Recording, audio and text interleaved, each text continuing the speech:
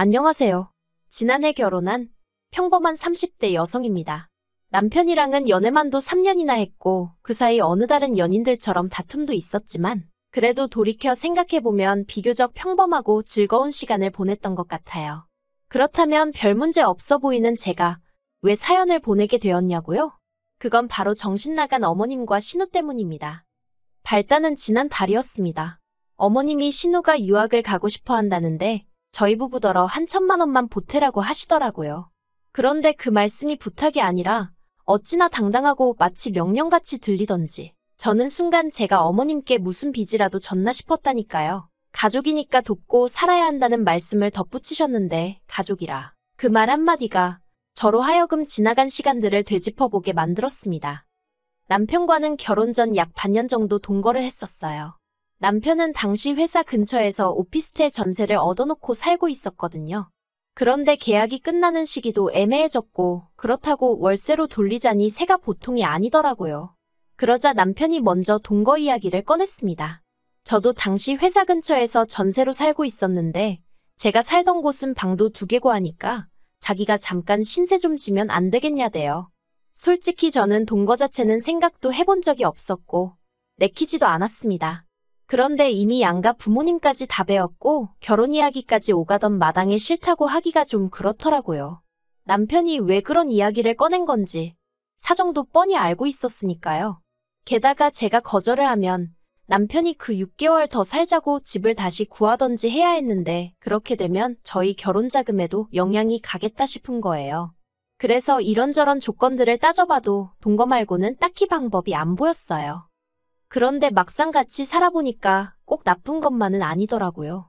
남편이나 저나 둘 다 본가가 지방이다 보니 자취생활은 10년이 넘은 사람들이었습니다. 그렇다 보니 더는 혼자가 아니라는 사실이 낯설기도 하면서 동시에 뭐랄까 안정감을 느꼈다고 해야 할까요? 집에서 같이 저녁 먹을 사람이 있다는 사실 자체가 퇴근길을 기분 좋게 만들더라고요. 인기척이 느껴지니 사람 사는 것 같아서 좋았어요. 물론 생활 습관이 다른 부분이 있었기에 불편한 부분도 아예 없는 것은 아니었지만 어차피 결혼하면 한 번쯤은 겪어야 하는 일이라고 생각하니 그렇게 못 견딜 일도 아니었지요. 그런데 그렇게 남편이랑 같이 산 지 2달쯤 되어갈 무렵 어머님께서 신우를 좀 데리고 있어달라며 부탁을 해오셨어요. 신우는 당시 저희 집에서 30분 정도 떨어진 곳에 위치한 대학에 다니고 있었는데 그때가 졸업을 앞둔 마지막 학기였거든요. 그동안엔 엄한 아버님 때문에 본가에서 서울로 거진 왕복 3시간씩 들여 통학을 하고 있었고요. 아무튼 그런데 이제 막 학기다 보니 취업 준비다 뭐다. 시간이 아깝다면서 저희 집에 있게 해달라고 시부모님을 졸랐던 모양이에요. 솔직히 이 이야기를 듣고 좀 어이가 없었습니다. 100번 양보해서 시간이 아깝다는 말도 서울에 있고 싶은 마음도 저도 이해는 했지요. 하지만 당시 어쨌든 결혼 전이었고 집도 제가 계약한 제 집이었잖아요. 자기 오빠인 남편은 엄연히 저에게 신세를 지는 중이었고요. 그러니 저에게 먼저 물어봤어야 되는 거 아닌가 싶대요. 그리고 말이 좋아 부탁이지 결혼 앞둔 예비며느리인 제 입장에선 어머님의 말씀은 통보나 다름이 없었습니다. 상황이 마음에 들고 안 들고를 떠나 선택지가 없었던 거지요. 그래서 울며 겨자 먹기로 알겠다고 하고 신우랑 같이 살게 되었네요. 솔직히 처음엔 속상했지만 그래 평생 살라는 것도 아니고 3-4달만 살면 된다 하니 지혜롭고 사이좋게 지내야겠다 생각했어요. 하지만 제가 어떻게든 싫다는 의사를 전했어야 했습니다. 솔직히 남편하고도 별 문제 없이 살았고 신우도 남편과 피를 나눈 남매이니 성격이라던가 성향이라던가 비슷하지 않겠나 싶었거든요. 그런데 제가 너무 순진했던 걸까요? 신우의 성격은 남편과는 정말 판이하게 달랐습니다. 매사 시원시원하고 그러면서도 옳고 그름을 따질 줄 알았던 남편과 달리 신우는 소위 경우라는 게 없더라고요. 제가 신우랑 있었던 일을 다 말하자면 끝도 없는데 한두 가지만 말해볼게요. 일단 저는 퇴근 후엔 항상 간식이라던가 먹을 걸 사들고 집에 갔어요. 원래는 간식을 그다지 좋아하는 편이 아니었는데 남편과 같이 살기 시작한 이후로는 그렇게 같이 뭐라도 먹으면서 TV도 보고 영화도 보고 그러는 게 좋더라고요. 그런데 이제 신우가 오게 된 이후로는 저희 둘 것만 달랑 사갈 순 없잖아요. 그래서 인원수에 맞춰서 3개씩 사가기 시작했습니다. 그리고 그렇게 되면 제가 일일이 말하지 않아도 하나는 남편 거, 하나는 제 거, 하나는 신우 거 이렇게 암묵적으로 정해져 있는 거 아닌가요? 하지만 어이없게도 제가 씻고 나온다던가 제가 잠깐 다른 일을 한다던가 그러면 그새 제 몫의 간식이나 먹을거리가 사라지고 없는 겁니다. 막말로 냉장고에 있던 간식을 쥐가 물어갈 리도 없고 도둑이 들었을 리도 없고 그런데 그럴 때마다 남편도 신우도 자긴 아니라고 딱 잡아떼더라고요. 정말이지 그 2, 3천 원짜리 간식 때문에 마치 형사라도 된 것 마냥 따지고 들기도 뭐해서 그냥 몇 번을 넘어가긴 했는데 몇 번 비슷한 일이 반복되니까 너무 짜증나는 거예요. 그래서 언젠가부턴 저도 제 몫의 간식은 저랑 남편이 쓰는 방에 따로 챙겨놓거나 냉장고 깊숙이 숨겨놓고 그랬네요. 그래도 결국엔 없어지기 일쑤였지만요. 아무튼 그런 날들을 보내던 중 하루는 대대적으로 대청소를 하게 되었습니다. 신우한테도 대청소한다고 시간 비워놓으라고 했었는데 신우는 까먹었다며 홀랑 외출한 상황이었고요. 얄미워서 신우가 쓰는 방은 빼고 해버릴까 하다가 그러다 괜히 문제 생기면 집주인한테 전화 욕먹지 싶어서 그 방도 청소를 해주려고 방문을 열었는데 세상에 막말로 돼지우리가 따로 없더라니까요. 하루에 샤워도 2번씩 하고 화장을 하는 건지 그림을 그리는 건지 그렇게 공들여 화장도 하는 신우였는데 방은 아주 개판을 쳐놨더라고요. 그리고 그 상황에서 저를 더 황당하게 한 건 그간 없어졌던 간식들의 포장지나 비닐들이 다 신우방 침대 밑에서 나왔다는 거지요. 그 쓰레기를 다 끄집어내서는 거실을 청소 중이던 남편을 불러서 직접 한번 보라고 했어요. 남편이 한동안 말을 잇지 못하대요. 그리고 그뿐만이 아니었습니다. 이미 짜증은 짜증대로 나 있었지만 그것과는 별개로 청소를 하다 보니 신우의 누래진 이불이 제 눈에 들어오더라고요. 그리고 생각해보니까 저희 집에 온 이후로 자기가 매일 덮고 자는 이불을 한 번도 빠는 걸 못 봤다 싶대요. 남편더러 아가씨는 이런 게 찝찝하지도 않나 봐 어떻게 이래놓고 살지. 한마디 했더니 집에서는 어머니가 다 해주셨으니 그런 거 아니겠냐며 그래도 동생이랍시고 감싸더라고요. 그리고 한편 저는 저대로 좋은 마음으로 청소하는 김에 다 해주자 싶어가지고 이불을 들쳤더니 거기엔 또 생각지도 못한 물건이 있었습니다. 바로 제 옷들이었지요. 그동안 찾아도 없길래 내가 세탁소에 드라이라도 맡겨놓고 안 찾아왔나.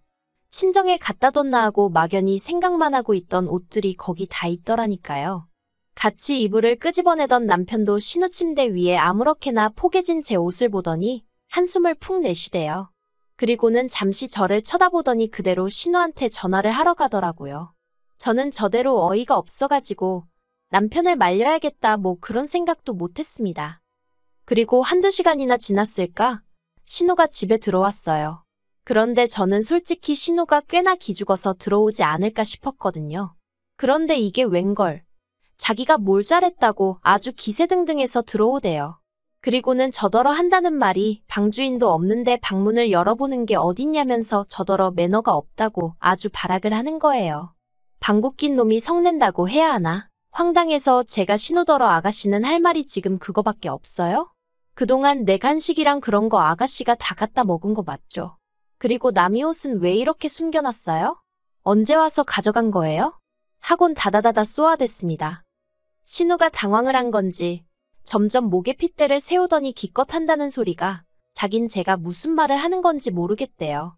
저더러 혹시 자길 쫓아내고 싶어서 제가 이런 상황을 꾸민 건 아니냐는 헛소리까지 하더라니까요.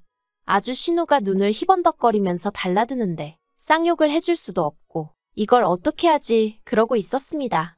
그런데 그때였어요. 벼랑간짝하는 소리와 함께 남편이 신우 뺨을 때렸더라고요.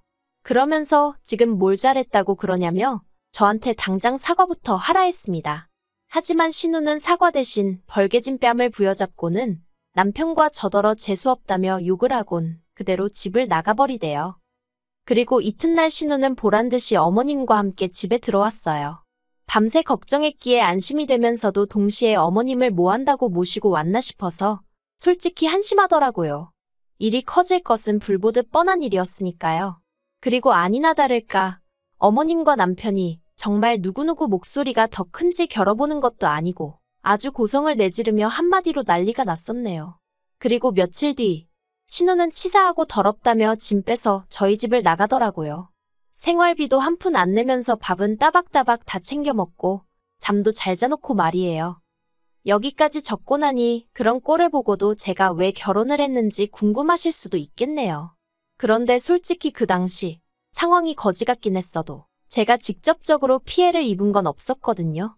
물론 제가 잘못한 것도 없었지만요. 아무튼 그래서 당시엔 생각하기를 어머님 아버님과 같이 살 것도 아니고 신우랑도 매번 마주칠 것도 아닌데 남편만 괜찮으면 됐다고 단순하게 생각을 했어요. 그리고 그런 면에선 앞으로도 시댁 식구들 대 저로 무슨 일이라도 생기면 남편이 제 편을 들어주겠다는 그런 확신을 갖게 되었거든요.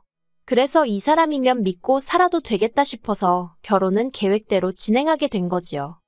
하지만 막상 식을 올리고 나니 시자는 시자구나 싶대요. 신혼여행에서 다녀오고 얼마 되지 않아서 아버님 생신이었거든요. 남편과 함께 선물을 사들고 시댁을 찾았습니다. 그런데 현관문을 열어주시는 어머님 표정이 무척이나 어둡더라고요. 그래서 제가 남편에게 귓속말로 혹시 무슨 일이 있었냐고 물으니 남편도 영문을 모르겠다는 눈치였지요. 하지만 집 안으로 들어서자마자 어머님이 저에게 앞치마를 거의 집어던지다시피 주시면서 아버님 생신인데 점심때 딱 맞춰오는 며느리가 세상 천지에 어딨냐 화를 내시대요. 제가 당황해서 그게 무슨 말씀이시냐, 1시에 식사하자고 하지 않으셨냐, 그래서 지금 왔다고 대답했습니다. 그때 시계는 12시 40분을 막 지나고 있었거든요.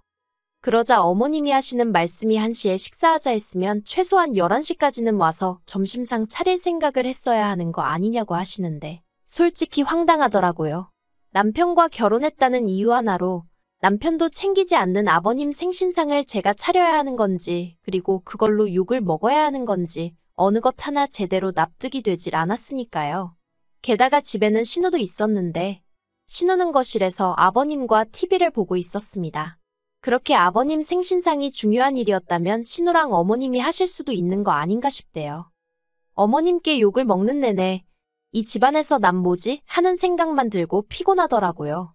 솔직히 마음 같아선 아버님 생신이고 뭐고 다 집어치고 당장이라도 자리를 박차고 그 집에서 나오고 싶었지요. 하지만 이제 막 시집 온 며느리가 그런 생각을 행동으로 옮길 만한 패기는 없었어요. 할 수 있는 일이라곤 그저 밥이 코로 들어가는지 입으로 들어가는지도 모르게 밀어넣고 준비해간 선물 건네드리고 불이 나게 서울로 올라오는 것뿐이었달까요. 그리고 지난 연말에는 남편과 제가 2박 3일로 여행을 다녀왔거든요. 그런데 그때 신우가 저희 집이 비니까 저희 집에서 자기 친구들하고 파티를 하면 안 되겠냐고 또 어머님께 물어본 모양이에요. 네, 이번에도 저나 남편이 아닌 어머님한테 먼저 허락을 구했더라고요.